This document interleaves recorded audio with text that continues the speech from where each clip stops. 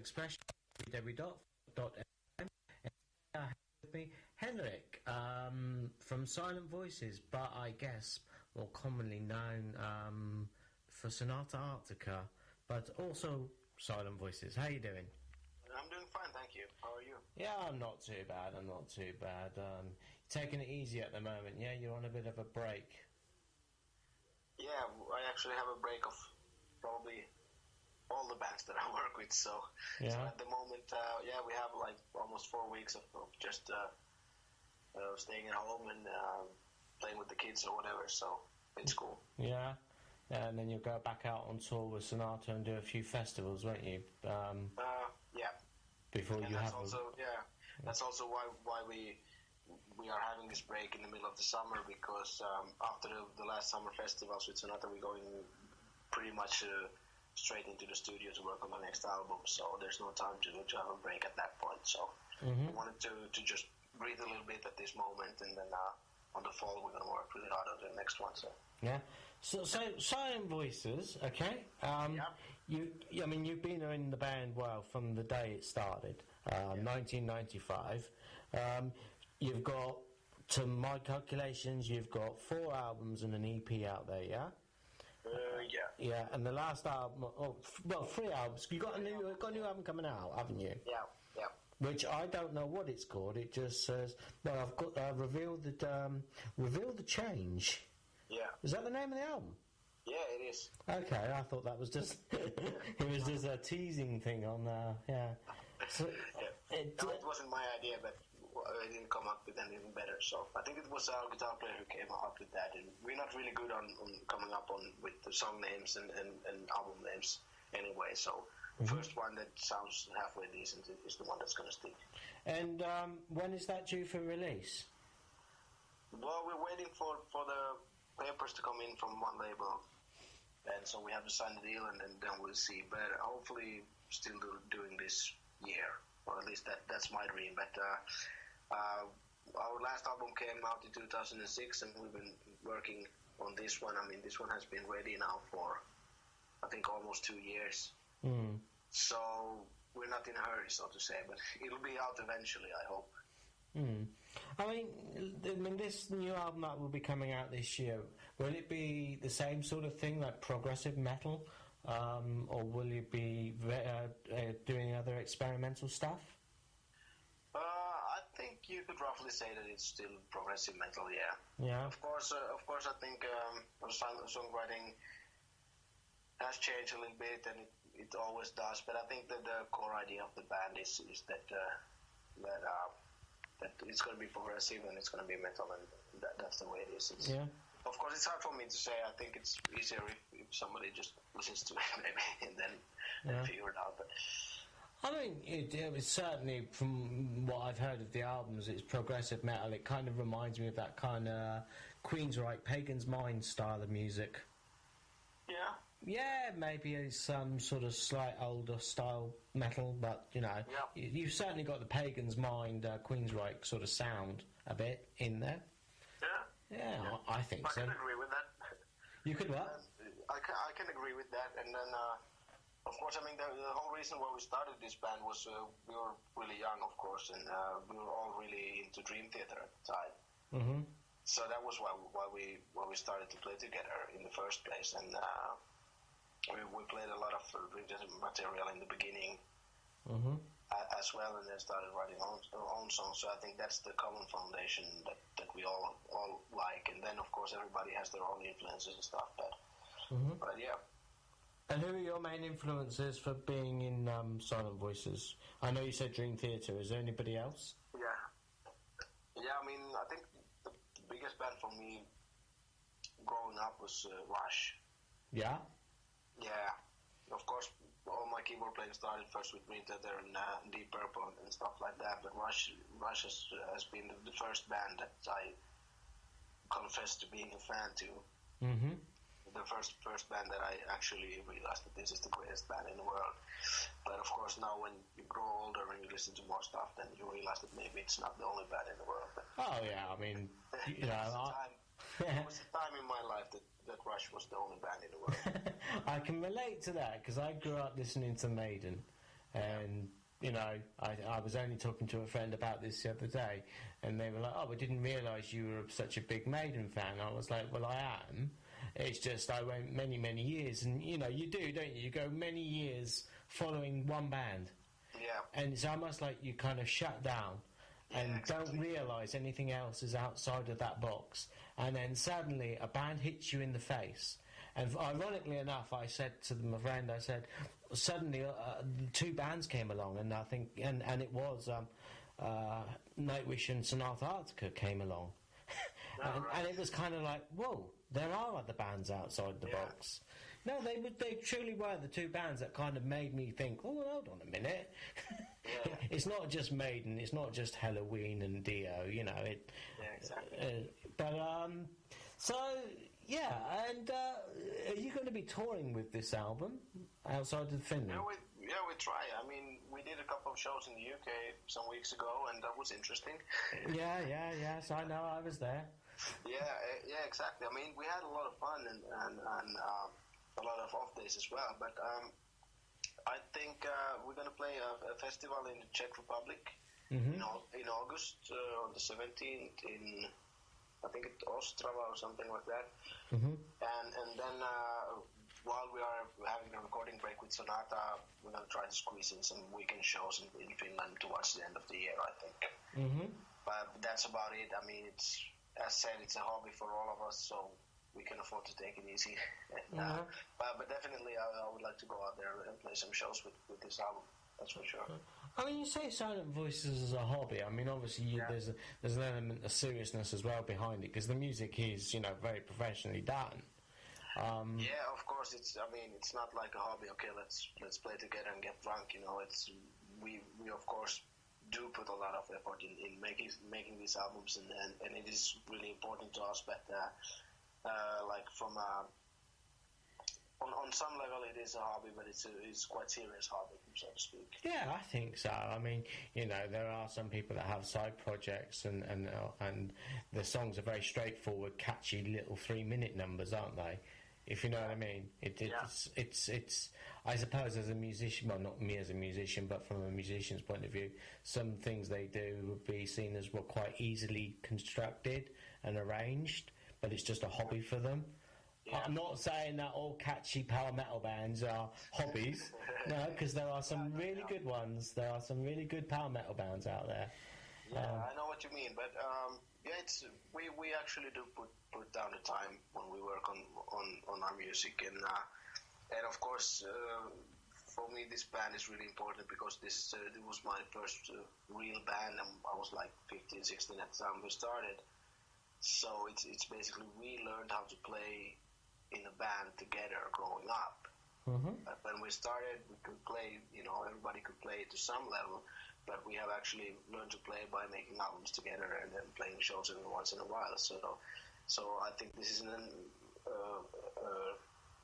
band that for me will always be there no matter what happens, and I don't think we're going to ever be like a big success or something like that, but it's going to be something that we're probably going to play when we're still 50 or 60, no matter if anybody wants to hear it or not. So in that way, it is really important for me.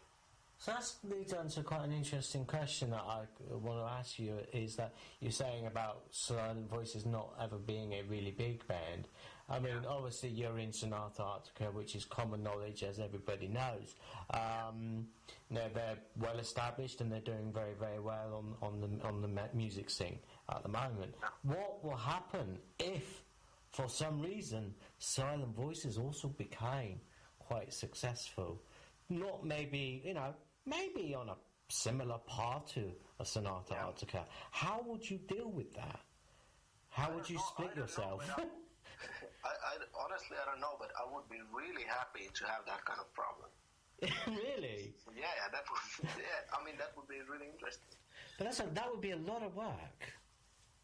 Yeah, but I mean, I've never been afraid of work.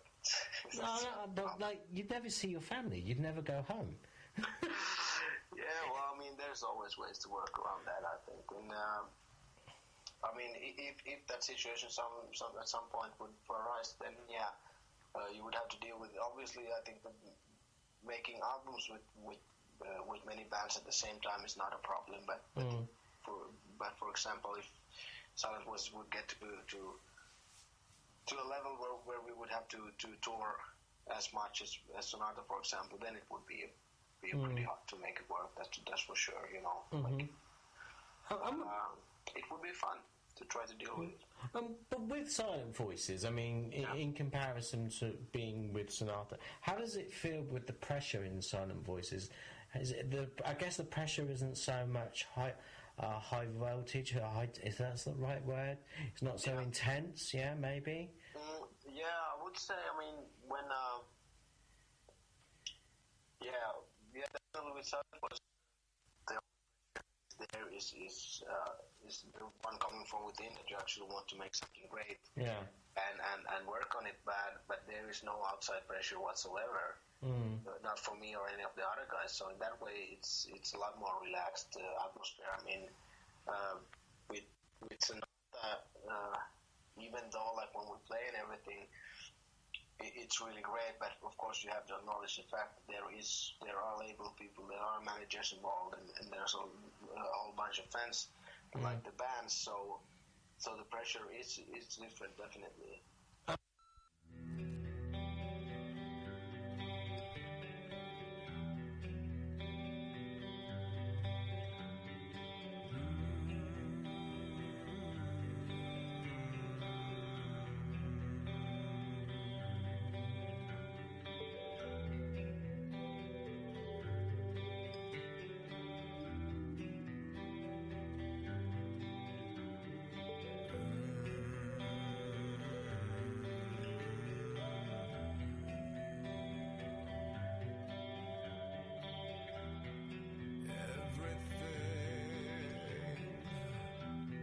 Suddenly changing,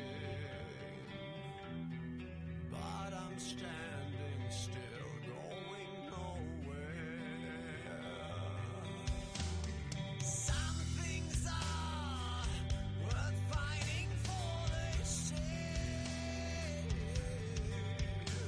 My free will is gone by the burden I bear.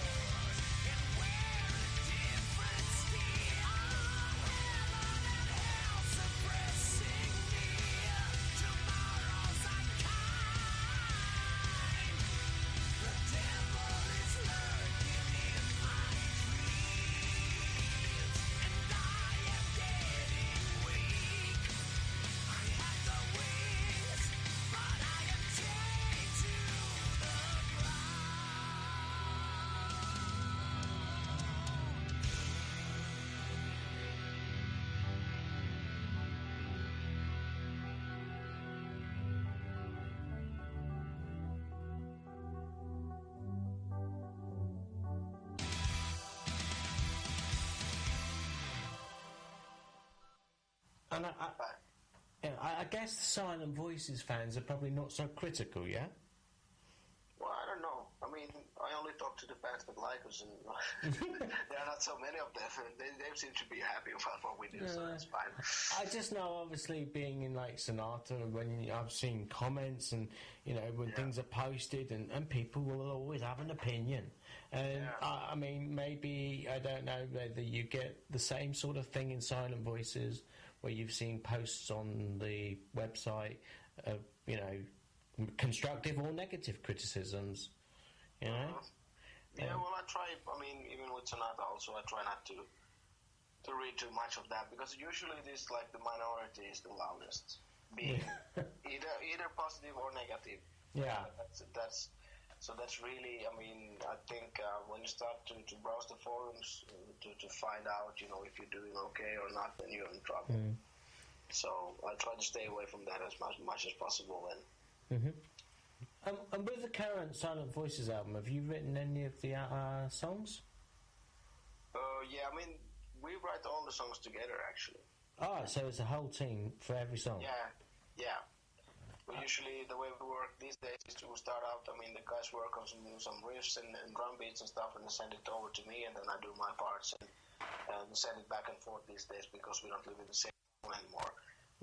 And then after that, we'll start with the lyrics and vocal melodies, and that's usually nobody of us really likes to write lyrics, and nobody of us is really good at it. So we just, you know, choose, okay, you do this song and I do that song. So I think I wrote the lyrics for 2 or 3 songs in this album. Yeah, but mainly you obviously you take responsibility of your keyboard arrangements and various things like that, don't you? Yeah, of course. Yeah. And I mean, what made you become a keyboard player anyway?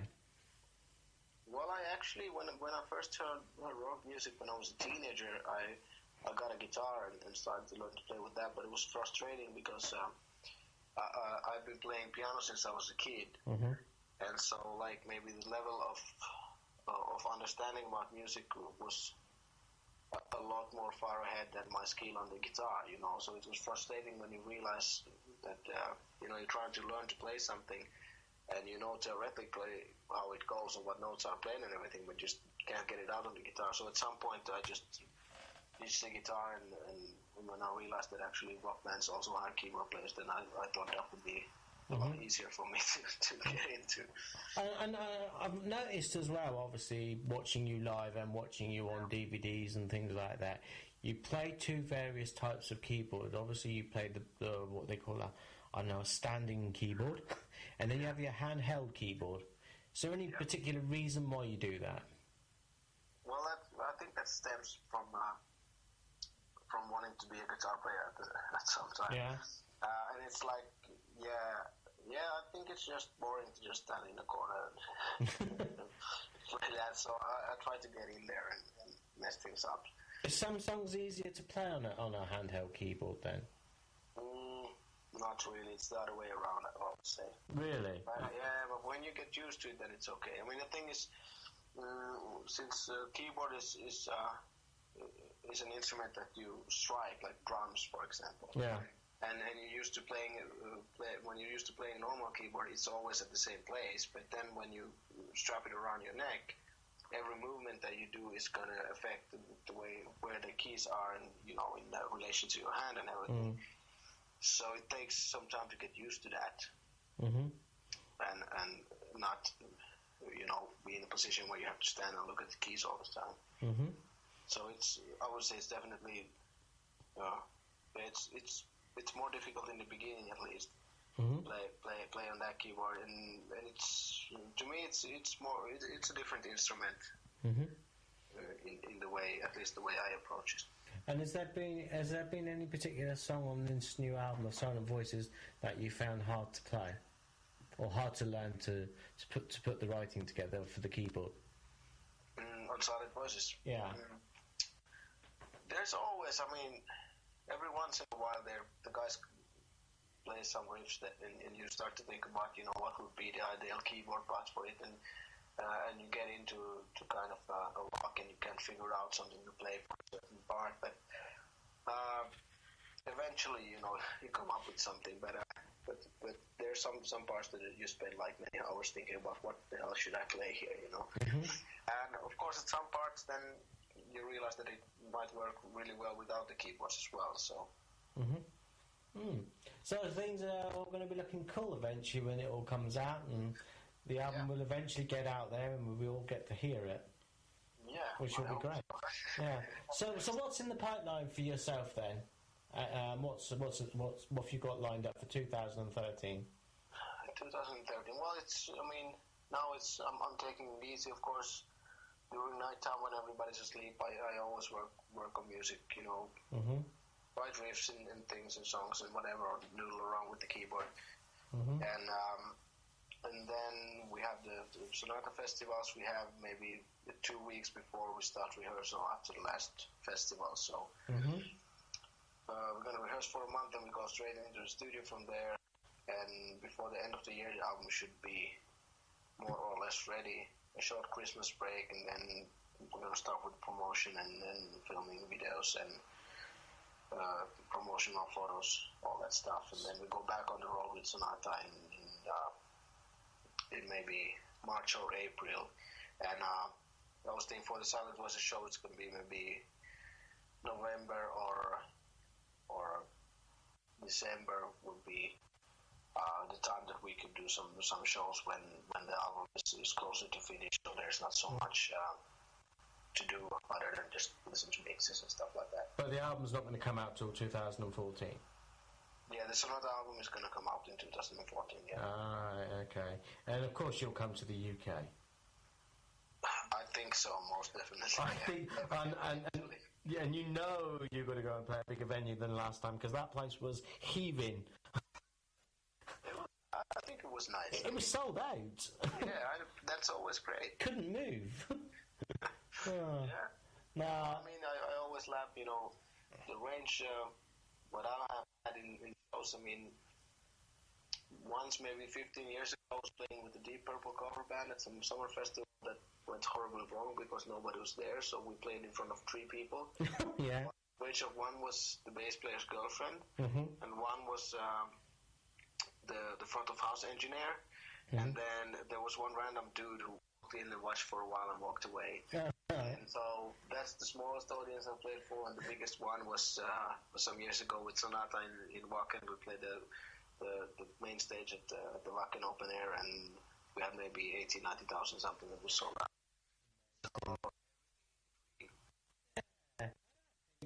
If you get to play all levels of crowd attendance, different levels of crowd attendance, it makes you appreciate it more, doesn't it?